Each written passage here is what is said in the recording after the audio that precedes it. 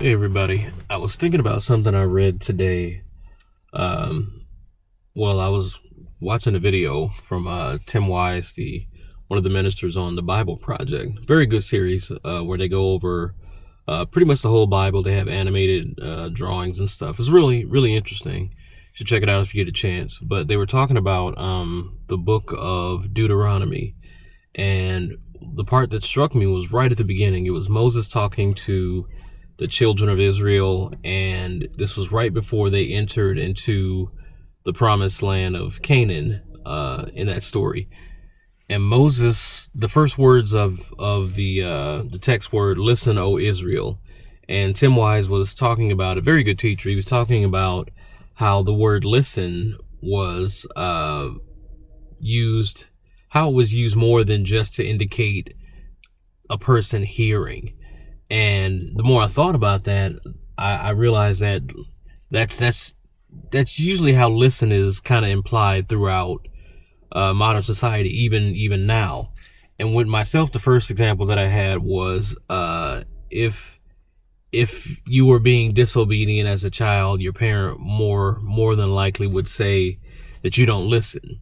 And it's not that you don't hear the words that they're saying. When they say that you don't listen, it's saying that you don't take the appropriate action because of what you heard. So in the case of Moses with the children of Israel, when he was saying, "Listen, O Israel," he was saying, not only hear my words, but take these actions when you hear the words.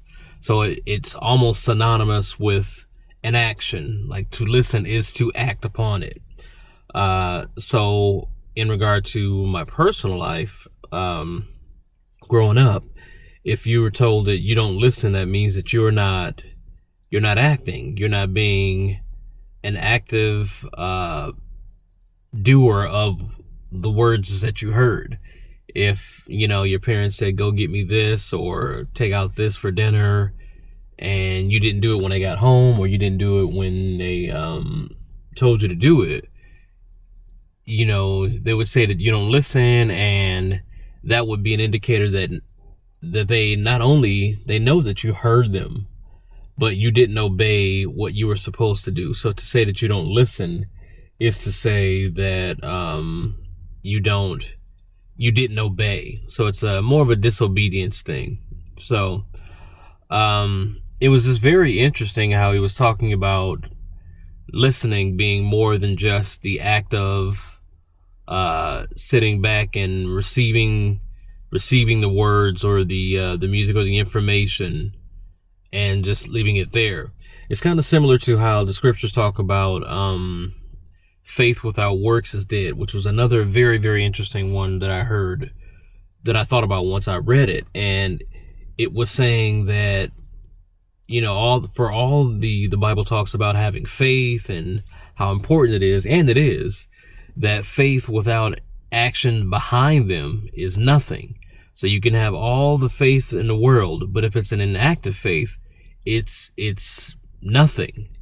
So to have all this faith and to have all this action behind it, and then have it be called nothing, was an interesting thing, because you wouldn't want that to be called nothing if you have such great faith and such monumental belief, and then have it absolved to nothing because you didn't take action. So just like that, the listening thing is, you listen, but you also are supposed to take action. Not encouraged to.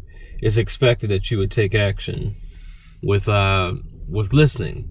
So that part I found very interesting. That part of the beginning of Deuteronomy, and just in life, how so many words that we've heard as one way and kind of understood it as one way, even if we were responding to it in a separate way, because we all understood, if your parents say you don't listen, we understood that they didn't just mean that you don't hear, they meant that you aren't obeying. So it's very, very, very interesting. And to know that we use those words almost like we know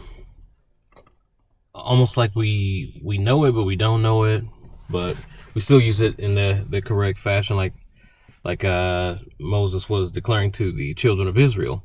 So just stuff like that is always interesting to me, how we use language and how we understand language, and how much of a role it plays in our actions and what we do going forward. Because when I read it, I didn't even think of it like that, how it's more than just to listen. Because when you think, because I've even said, I'm a good listener, and that doesn't mean that I do anything. It just means that I pay attention to what you say. I oftentimes maybe am involved in the story in terms of I care, I have compassion for whatever the topic is, or that that you have a sounding board for in a person who is a good listener, who can tell you what you said, and they can also kind of have good discretion. I think a good listener also has to have good discretion as well. So to take that a step further and say that I not only listen, but I also obey and take action based upon what I've heard is very interesting, because it points to so many different things in the Bible that says that faith cometh by hearing, and hearing comes by the pastors and the preachers who teach you, who talk about the things of God, and the things of faith. So it's interesting that if faith in general comes by you hearing, and then if hearing is then described as listening, it says that, and then faith is described as being dead without works.